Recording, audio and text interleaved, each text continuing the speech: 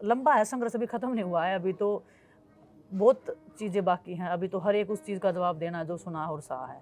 नहीं अब कभी कभी कभी चुप रह के देंगे, कभी बोल के देंगे, लेकिन देंगे, एक पाई का हिसाब चुकाना पड़ेगा सबको। कि वो जो तस्वीर हम लोगों ने देखी थी, आप हताश उदास थी, और जब एयरपोर्ट तक पहुंची थी, जब फ्लाइट में थी, तो आपको शायद वो उम्मीद नहीं थी कि एयरपोर्ट पर इतनी मोहब्बत मिलेगी।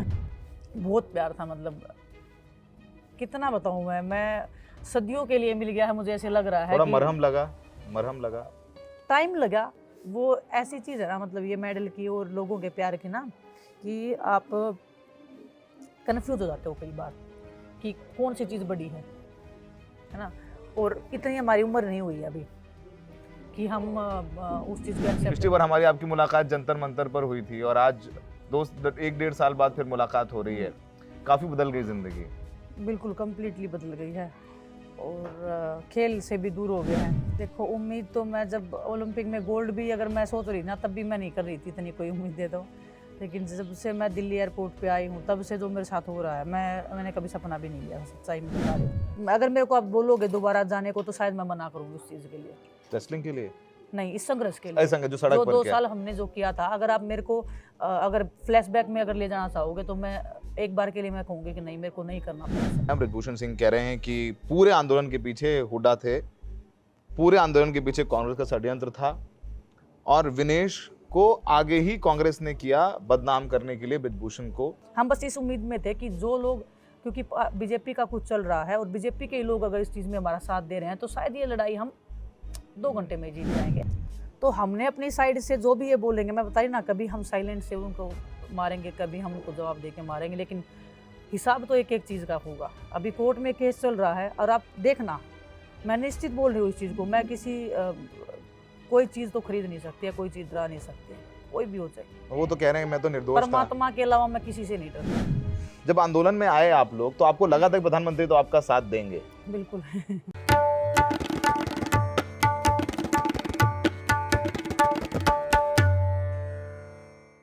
आदाब, नमस्कार। पिछले 1 महीने में गूगल पे सबसे ज्यादा कोई नाम सर्च किया गया है 6 सितंबर के बाद से अब तक, तो वो नाम है विनेश फोगाट का। और विनेश फोगाट हमारे साथ हैं।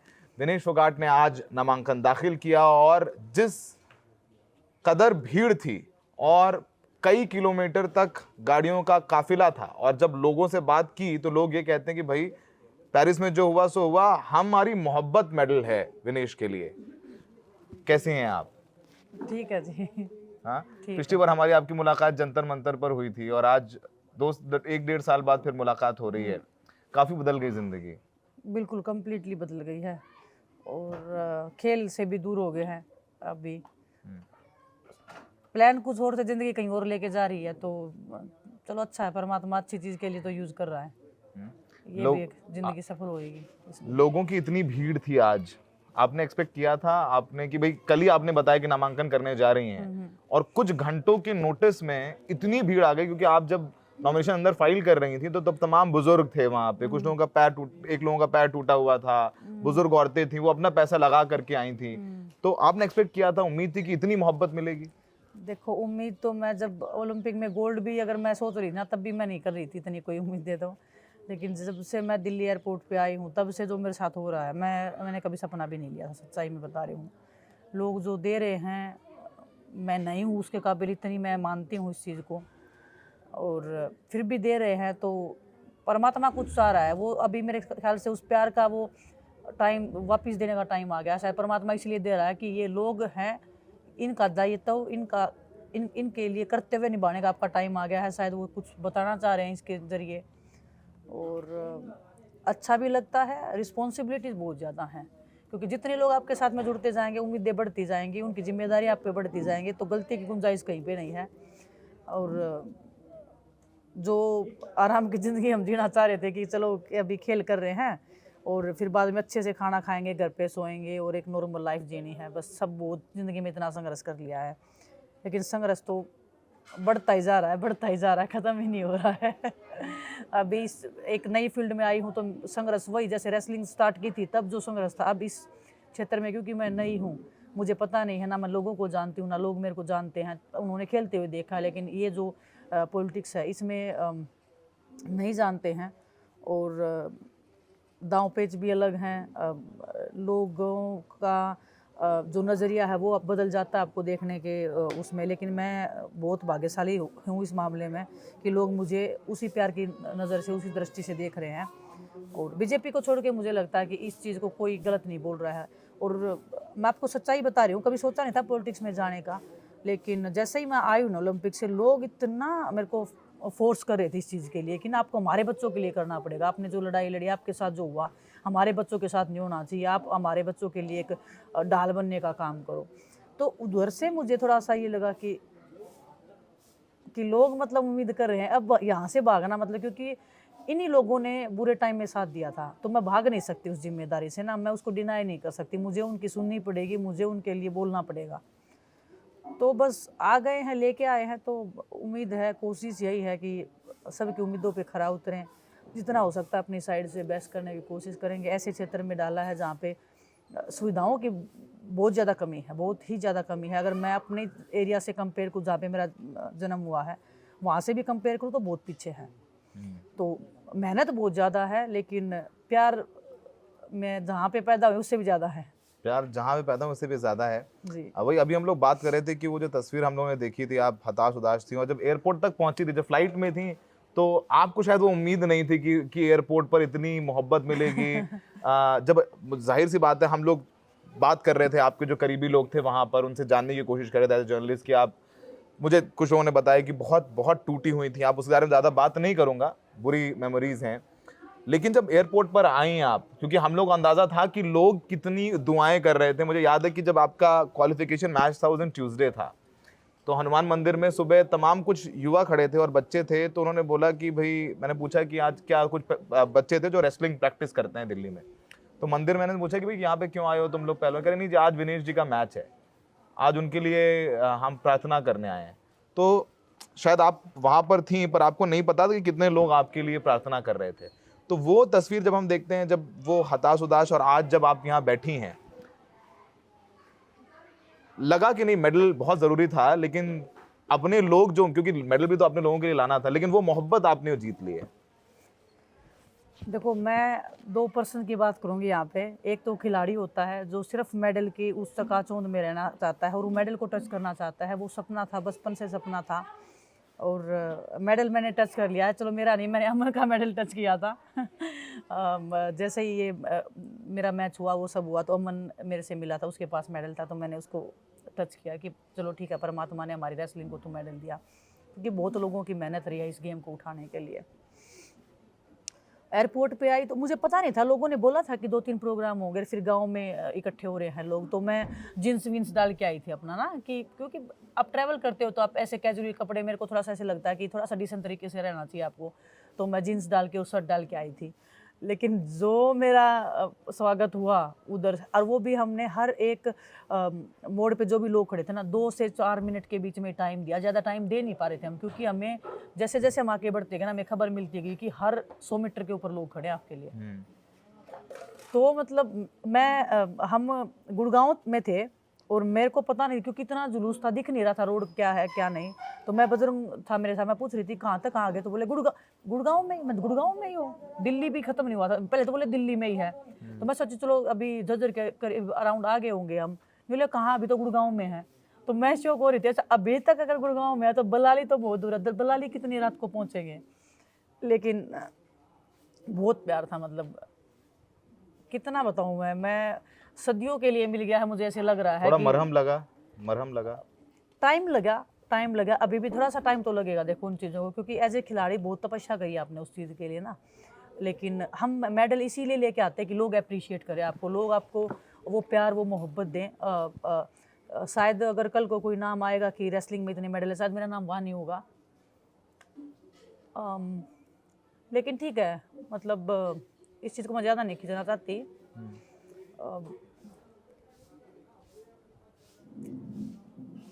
अच्छा लगा, मतलब मैं, वो ऐसी चीज़ है ना, मतलब ये मेडल की और लोगों के प्यार की ना, कि आप कन्फ्यूज हो जाते हो कई बार कि कौन सी चीज़ बड़ी है ना। और इतनी हमारी उम्र नहीं हुई है अभी कि हम उस चीज़ को एक्सेप्ट करें। मैं डेफिनेटली मैं एक्सेप्ट कर रही हूँ, और मैं पहले से तो मैं बहुत ज़्यादा, क्योंकि जब छोटे थे ना तो हार जाते थे, तो मैं हार को मतलब मेरे लिए तो हार ऐसी थी कि मैं मर गई आज। मैं हार को एक्सेप्ट ही नहीं कर पाते थे। लेकिन अभी थोड़ा सा ज़िंदगी में जैसे जैसे आगे बढ़े हैं, जब से सड़क पे बैठे हैं तब से ज़िंदगी बहुत अच्छे से हमें समझ में आई है। ज़िंदगी के मायने, संघर्ष के मायने, लोगों की तकलीफ़ें, कि लोग जब किसी चीज़ के लिए आवाज़ उठाते हैं तो किस दौर से वो गुजरते हैं, और बुरे टाइम में कितने लोग साथ में खड़े होते हैं। वो कौन है जो मतलब आपकी, क्योंकि जब आप कुछ नहीं करते हो, जब आप सोचते हो घर पे बैठ के अरे हम ये कर देंगे वो कर देंगे, वो हकीकत से बहुत अलग चीज़ें हैं। तो बस प्यार चल रहा है लोगों का, और परमात्मा की दया से सब ठीक है, घर परिवार स्वस्थ है। बस अभी ये है कि जो प्यार जो मिला है उसको अदा करने का टाइम है। उस जिम्मेदारी से मैं नहीं भागना चाहती हूँ, और बिल्कुल नहीं भागूंगी।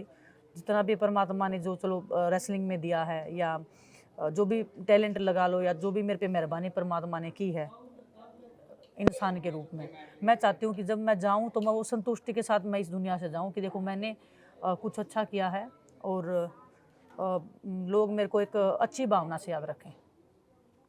मुझे वो रात याद है जब आप लोग के, आपके भाई के या किसी के सर पर चोट लगी थी पंखा ले जाने के लिए, और रात में मैं यहाँ था और मैंने उस दिन आपको रोते हुए देखा था। आप बिल्कुल परेशान थी और आप बोल रही थी कि हमारे साथ कोई देने के लिए नहीं आ रहा है। लेकिन आज जब आप वो भीड़ देखती हैं अपने पास, तो ये तो आपको अंदर यकीन होगा कि हमारा जो संघर्ष है वो खराब नहीं गया, हमने लोग कमाए। देखिए बिल्कुल, ये सुना था कि लोग जब संघर्ष करते हैं, और रेसलिंग में तो देखा भी था कि संघर्ष किया, हमने मेहनत की है तो उसका रिजल्ट हमेशा दिया परमात्मा ने। चलो लेट हुआ है, कभी कभी ऐसे हुआ कि इस साल हमने ट्रेनिंग ज़्यादा कर रखी थी, मेडल इस साल नहीं आया, लेकिन उसी मेहनत के कारण वो नेक्स्ट ईयर बहुत अच्छा गया। तो संघर्ष उस टाइम पे लगा था कि बेकार गया, किसके लिए क्या था, जिनके लिए क्या था वो साथ में नहीं हो रहे हैं, या बहुत सारी चीज़ें मन में आ रही थी। लेकिन अभी जो हम देख रहे हैं, जो टाइम ऑफ द पीरियड समझ में आई है चीज़ें, तो संघर्ष बेकार नहीं गया है। लंबा हो सकता है, डिफ़िकल्ट बहुत है। ये लाइन ऐसी है कि मतलब अ, अगर मेरे को आप बोलोगे दोबारा जाने को तो शायद मैं मना करूँगी उस चीज़ के लिए। रेसलिंग के लिए नहीं, इस संघर्ष के लिए। ऐसा जो सड़क जो पर 2 किया। साल हमने जो किया था, अगर आप मेरे को अगर फ्लैशबैक में अगर ले जाना चाहोगे तो मैं एक बार के लिए मैं कहूँगी कि नहीं, मेरे को नहीं करना था ये सब। तो डिफ़िकल्ट होती है ये जो चीज़ें होती है ना, जब पब्लिक के लिए आप कुछ करते हो, किसी सेकंड पर्सन के लिए जब आप करते हो, वो काफ़ी डिफ़िकल्ट होता है। वो पाथ लेना, और वहाँ पे हर एक चीज़ का जवाब देना। और अब चलो आप मैच्योर लाइफ में जाके करते हो तो ठीक है, आपके पास बहुत चीज़ अंडरस्टैंडिंग करने के लिए होते हैं। हम तो बिल्कुल यंग एकदम से गर्म खून के साथ में, पागल लोग दिमाग 27-28 से, साल की उम्र पागल लोग दिमाग से, गर्म खून के, मतलब कूद पड़े भगत सिंह बनने के लिए बस। कि वो जुनून, और वो था कि भगत सिंह वाला ही जुनून लगा लो एक किस्म से, कि देश के लिए कुछ भी, या कुश्ती के लिए कुछ भी, मतलब इतना प्यार इस कुश्ती के लिए है। हम एज ए रेसलर होने के नाते बता रहे हैं बस कि कुछ भी करेंगे इस कुश्ती के लिए। तो बस वो जुनून था, हम बैठ गए। और लंबा है संघर्ष, अभी ख़त्म नहीं हुआ है, अभी तो बहुत चीज़ें बाकी हैं। अभी तो हर एक उस चीज़ का जवाब देना है जो सुना और सहा है।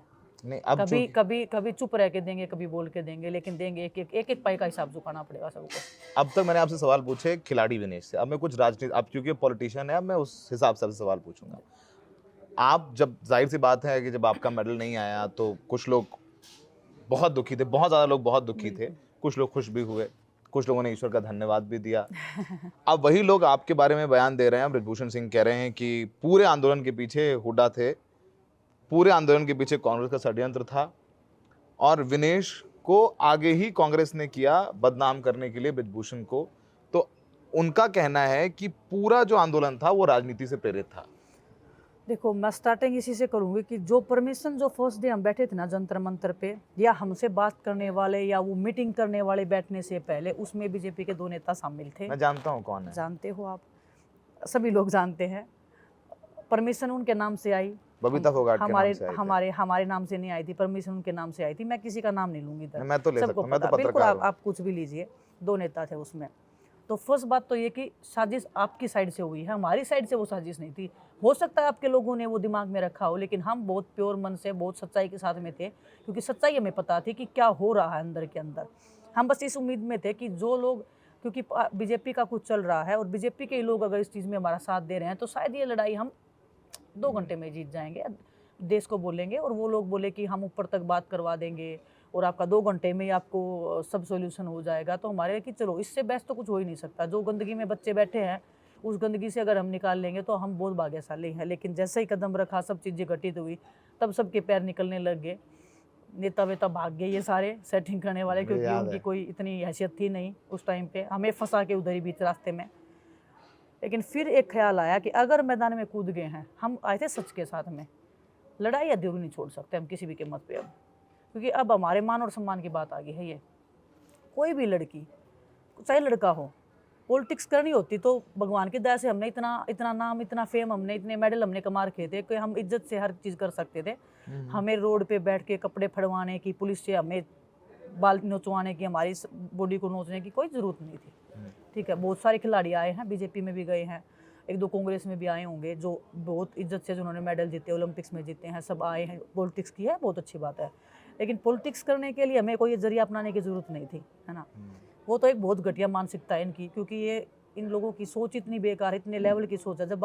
जब देश के खिलाड़ी बोलते हैं कि ये सब हुआ है, तब जब आप एक ऐसे दुराचारी किस्म के लोग, जो एक आपका एमपी है पूरा, उसकी जब आप साइड लेते हो, तो उससे आपकी सोच, आपकी पार्टी की सोच समझ में आती है कि आप चाहते क्या हैं या आप किसके साथ में खड़े हैं। और जब 28 तारीख को हमारे साथ ये घटना हो रही थी, वो आदमी संसद भवन के सामने वो ऐसे सूट वूट पहन के वो फ़ोटो खिंचवा रहा था, हंस रहा था, और वो प्रधानमंत्री जी के बिना, उनकी शय के बिना कुछ हो नहीं रहा था। तो पूरी बीजेपी पार्टी ने उनका साथ दिया है। और अब क्योंकि उनको पता है कि ये ना तो इनके पास में कोई ऐसी चीज़ है जिससे हम उनको जेल में डाल दें, ईडी भेज दें, सीआईडी भेज दें, हम बिल्कुल प्योर लोग हैं, बिल्कुल शीशे के जैसे साफ़ हैं, कुछ उनको मिलने वाला नहीं है किसी भी वे में। उन्होंने एक चीज़ ये सिद्ध करने की कोशिश की थी कि ये फेल हो गए हैं, या ये जले हुए फूके हुए कारतूस हैं, ये तो रेसलिंग ख़त्म हो चुकी है, अपनी रेसलिंग को और बच्चों का हक खाने के लिए आए हैं। ये वो मैंने प्रूव कर दिया पूरा। हाँ, वो आपने वहाँ मैं नेशनल भी खेली, मैंने ट्रायल भी दिए, मैं ओलंपिक्स तक गई हूँ, सब कुछ मैंने जो उन्होंने बोला था मैंने किया।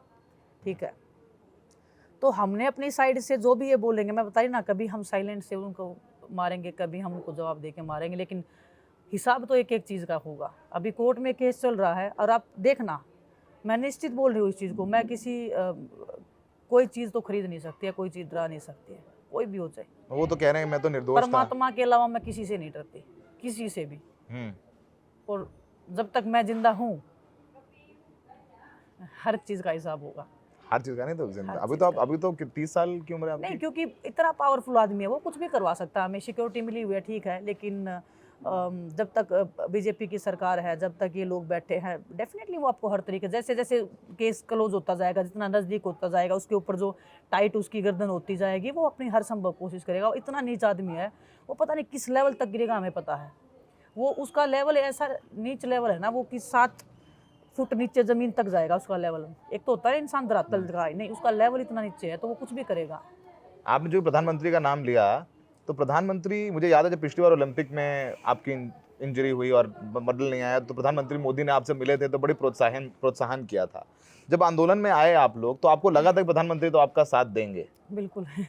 डिसअपॉइंटमेंट हुआ? बिल्कुल, बिल्कुल, बहुत उम्मीद थी, बहुत उम्मीद थी, क्योंकि कभी बुरे दौर से गुजरे ही नहीं ना। कभी बोलते हैं ना कि किसी को आप आजमाया लोग ही नहीं मोदी था जी ना। की बहुत वाहवाही करते थे ट्विटर पर, बिल्कुल करते थे, क्योंकि उस उनकी टाइम तक नीतियों का पूरा साथ देते थे बिल्कुल आप लोग। करते थे, बिल्कुल करते थे, क्योंकि एज ए खिलाड़ी होने के नाते हमने कभी उनको आजमाया नहीं। उन्होंने हमेशा अच्छे टाइम पे साथ दिया। अच्छे टाइम पे नहीं पता लगता किसी का, बुरे टाइम पे पता लगता है कि कौन साथ खड़ा था। बुरे टाइम पे पता लगा कि कौन साथ में खड़ा था, कितना साथ दिया है। वो बेटी थी, कौन थी, वो उस दिन सब भूल गए, सिर्फ पॉलिटिक्स में और एक अपने सांसद को बचाने के लिए।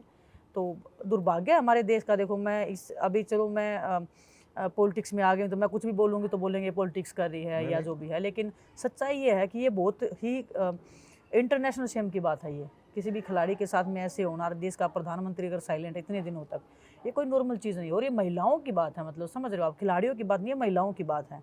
और महिला मतलब क्या, वो माता शक्ति जो जन्म देती है, जो इंसान को धरती पे लेके आती है, अगर उसकी भी आप रिस्पेक्ट नहीं करोगे तो आप किसकी रिस्पेक्ट करोगे इस धरती पे? तो आप एक मनुष्य के नाम पे, मनुष्य के नाम पे आप नहीं डिजर्व करते इस धरती को। आप नहीं डिजर्व करते उस माँ को जिन्होंने आपको जन्म दिया है, क्योंकि आपने वो हर एक वो धर्म तोड़ा है जो एक माँ, एक बहन, एक बेटी आपसे चाहती है या आपसे अपेक्षा करती है। कमिंग बैक, प्रधानमंत्री मोदी की बात हो रही है, तो जब आप पेरिस में, जो ज़्यादा डीप में नहीं पूछूंगा, लेकिन ज़रूर हम चाहता हूँ कि आप दर्शक भी जाने, क्योंकि ये सब सवाल जानना चाहते थे, आपको वो साथ मिला? वहाँ पीटी उषा थी और मैं तमाम ज़्यादा लोग थे। नहीं जाना चाहती डीप में ना अभी, क्योंकि फिर वही वो कंट्रोवर्सी वाली चीज़ें हो रही है। मुझे नहीं चाहिए कंट्रोवर्सी ना, क्योंकि वो खिलाड़ी हैं, वो एज ए खिलाड़ी मैं बता रही ना, बचपन से आप लोगों ने भी सुना होगा नाम पीटी उषा जी का, बहुत मिल्खा सिंह जी बहुत का, बहुत। बहुत मतलब बचपन से ही कि उड़न परी जैसा, कौन उड़न परी, पीटी उषा, स्कूल तक में हमने पढ़ा है, तो बहुत सम्मान है उनका एज ए खिलाड़ी। लेकिन एज ए एडमिनिस्ट्रेटिव पोजीशन पे जो बैठी है, वो चाहे तो वो बहुत कुछ कर सकती है स्पोर्ट्स के लिए, महिलाओं के लिए, खिलाड़ियों के लिए बहुत कुछ कर सकती हैं। कम से कम अगर आप वो कर नहीं सकते, लेकिन आप जब बैठो ऑफ द रिकॉर्ड, तो आप कम से कम वो चीज़ें एक्सप्लेन करो किसी खिलाड़ी को। हम अभी सीनियर खिलाड़ी हैं, कोई बच्चे नहीं हैं, तो अगर आप एक्सप्लेन करोगे कोई भी चीज़, आपकी मजबूरियाँ, आपकी बंदिश है, अगर आप समझाओगे तो डेफिनेटली हम समझेंगे। लेकिन अगर आप ना ऑन द रिकॉर्ड ना ऑफ द रिकॉर्ड कुछ भी नहीं करोगे, तो देखो आप एक पद पे बैठ के आप हमारा सपोर्ट नहीं कर रहे हो, तो डेफिनेटली हमें निराशा होगी इस चीज़ के लिए। एज ए खिलाड़ी हमेशा सम्मान रहेगा, जब भी हम मिलते हैं रिस्पेक्टफुली मिलते हैं। धरने पे जब वो आई थी, हमने अच्छे से उनकी बात सुनी थी, वहाँ पे भी उन्होंने कुछ हरकत करवाई थी। उनके जो साथ में वो पर्सन आया हुआ था, वो सीक्रेटली वीडियो रिकॉर्ड कर रहे थे हमारा, सिर्फ ये दिखाने के लिए देखो ये साथ में, और कुछ अंदर की बातें जो भी वो बोल रहे थे पर्सनली। तो मेरा यही कहना है कि देखो एज ए स्पोर्ट्स पर्सन उनकी इज्जत है, लेकिन जो उन्होंने किया है वो ज़्यादा कर सकती थी उनसे, और वो उसमें फेल हुई हैं। आप पद पे बैठे तो आपको जिम्मेदारी लेनी पड़ेगी, आप उससे भाग नहीं सकते हो। दीपेंद्र हुड्डा थे वहां पर और आपके बारे में बोल रहे थे कि चुनाव जिताना है सबसे ज्यादा वोटों से, तो लोग चिल्ला रहे थे खेल मंत्री, खेल मंत्री। आज ही अनाउंस करके जाओ दीपेंद्र हुड्डा से कि विनेश खेल मंत्री बनेगी। इसके बारे में क्या कहना है, क्या सोच रही थी उस वक्त जब लोगों ने हल्ला करना शुरू, या कह ही रहे हैं ऑलरेडी लोग कि खेल मंत्री बढ़ाओगे भाई, तो आर यू रेडी, आप तैयार हैं? देखियो, मैं इतनी कभी नहीं सोचती। अगर मैं इतना सोचती ना, सच्चाई में बता रही हूँ, मैं तो जो प्रोटेस्ट हुआ जंतर मंत्र पे, उसके बाद में मैं रेसलिंग में गई हूँ, इतना सब मैंने किया, मैं नहीं कर पाती, क्योंकि मैं इतना फॉरवर्ड सोचती नहीं हूँ। मेरा परमात्मा की दया से इतना कंट्रोल है खुद पे कि मैं हर एक ब्लॉक बना देती हूँ हर दिन का, तो मैं नहीं बढ़ने देती अपने माइंड को उससे आगे। तो मैं अब भी इसमें ऐसी हूँ, क्योंकि जब अगर आप किसी चीज़ के लिए उम्मीदें पालोगे ना, आपको निराशा होगी। आप मेहनत करो, आप परमात्मा पे छोड़ो सब कुछ। अगर लोगों की भलाई मेरे हाथों में लिख रखी होगी, ज़्यादा लिख रखी होगी, तो ज़्यादा जगह पे मैं अच्छे पद पे बैठूंगी और लोगों को ज़्यादा दे पाऊंगी। अगर लिख रखी होगी कि पहले स्टार्ट थोड़े से करो, तो मेरे को विधायक बना के भेजें और मैं वो काम करूंगी, समझ रहे हो। तो मैं भावनाएं हैं ये इनका, देखो इनका प्यार है ये लोग, क्योंकि मैंने स्पोर्ट्स के लिए इतना सब किया है, 2 साल में प्रोटेस्ट किया, तो वो शायद ये सोच रहे हैं कि इससे बेटर कोई हो नहीं सकता है स्पोर्ट्स के लिए, हमारे बच्चों के लिए। उनकी उम्मीदें हैं, और यही जो चीज़ें थी मैं सुन के, या मतलब लोगों का रिस्पॉन्स देख के ही मैंने की ठीक है, अभी मतलब बोल रहे हैं तो आपको करना पड़ेगा, भाग नहीं सकते।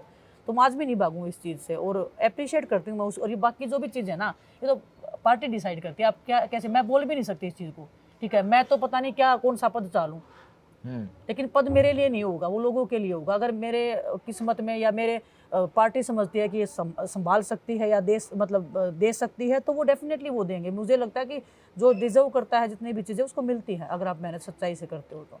कभी इतने दिन में जहन में आया कि कुश्ती, अब तो एक राजनीतिक कुश्ती है, राजनीति में कुश्ती में ज्यादा मेहनत है मुझे लगता है, मुझे लगता है मुझे ज्यादा मेहनत, क्योंकि यहाँ पर दिमाग भी, वहाँ भी दिमाग चलाना पड़ता है, पर यहाँ मतलब आपको हर जगह प्रेजेंट होना पड़ता है। कहीं षड्यंत्र हो रहे होते हैं, वहाँ तो पूरी जान मैट पे लगाना है।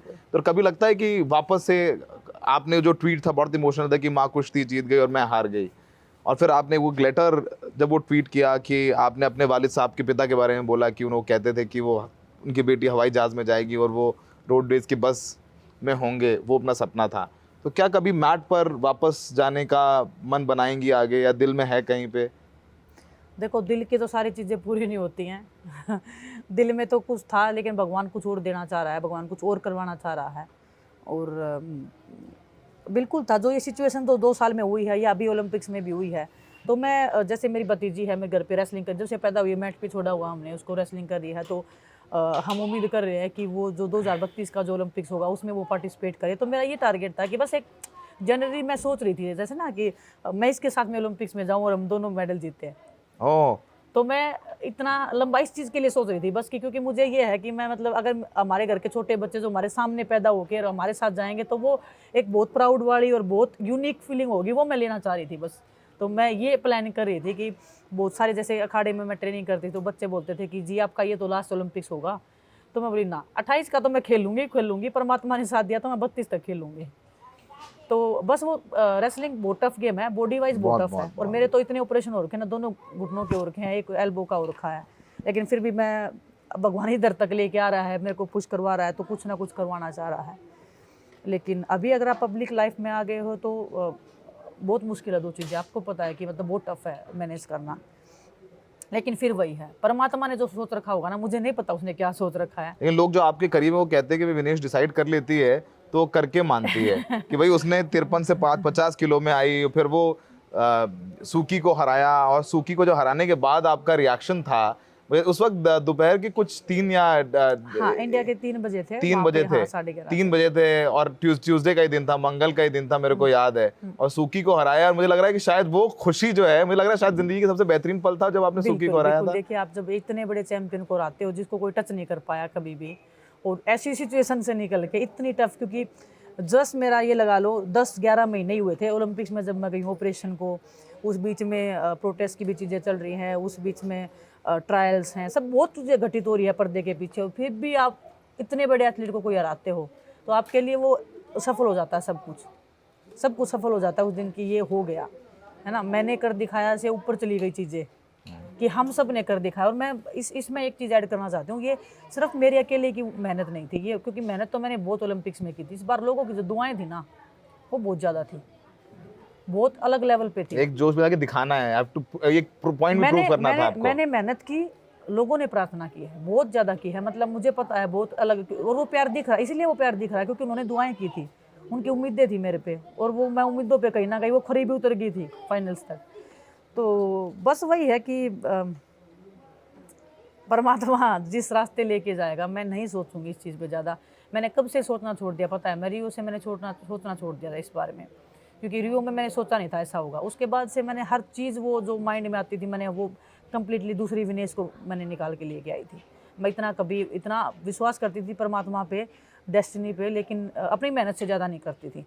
लेकिन अब मैं उस मेहनत के साथ में उस डेस्टिनी का भी उतना ही रोल मानती हूँ कि जो लिखा है वो होके रहेगा, और जो होके रहेगा उसके लिए मैं तैयार हूँ, ये मैं श्योर हूँ कि जो भी होगा ना, तो मैं उसे डरूंगी भागूंगी नहीं कि मैं डर के भागी छुप गई कहीं, नहीं, मैं कर लूंगी। जब मैं थाने पे आई तो वो मुझे पता है, मैं चाहे मेरे को 4 फील्ड में भी डालोगे मैं कर लूंगी, लेकिन बात वो है कि मेरे मन में, मेरे दिमाग में वो चीज़ें होनी चाहिए, मतलब कन्विंस होना चाहिए, अंदर से आना चाहिए। हाँ, मैं किसी के दूसरे के इन्फ्लुएंस से कोई चीज़ें नहीं करती, मेरे मन में चुनाव लड़ने का भी फैसला आपका था? बिल्कुल, मेरे कंप्लीटली मेरे मन में दबाव बनाया, राहुल गांधी ने कहा कि नहीं चुनाव लड़ो विनेश, दीपेंद्र जी ने कहा विनेश चुनाव लड़ो। उन्होंने बोला कि आप रेसलिंग करना चाहते हो, आप रेसलिंग करो, हम आपके साथ में, आपने बहुत अच्छा किया, आप आगे करना चाहो तो बिल्कुल आगे करो, लेकिन अगर आपको ऐसे लग रहा है कि आप हमारे सपोर्ट में या हमारे साथ में रहना चाहते हैं, या जो भी जिस भी वे में हम आपके साथ में खड़े हैं, कंप्लीटली मेरे ऊपर था, किसी ने कोई प्रेशर नहीं किया।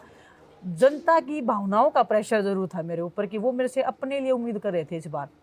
पहले मैं उनसे उम्मीद कर रही थी कि वो मेरे को कुछ दे, अभी वो मेरे से उम्मीद कर रहे थे कि मैं उनको कुछ दूं, तो मैं क्या दे सकते हूँ उनको, इतना कुछ खिलाड़ी के पास क्या होता है। एक और कठिन सवाल पूछ लूं आपसे?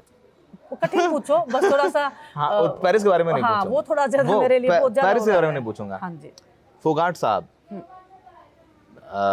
हम सब जानते हैं उनके ऊपर फिल्म बनी है, और फोगाट साहब ये कह रहे हैं कि मुझे बहुत उम्मीद थी कि एक ओलंपिक खेल लेती तो मेडल ले आती, मेरा सपना था, और उन्होंने पॉलिटिक्स में आके ठीक नहीं किया, मैं डिसअपॉइंटेड हूँ।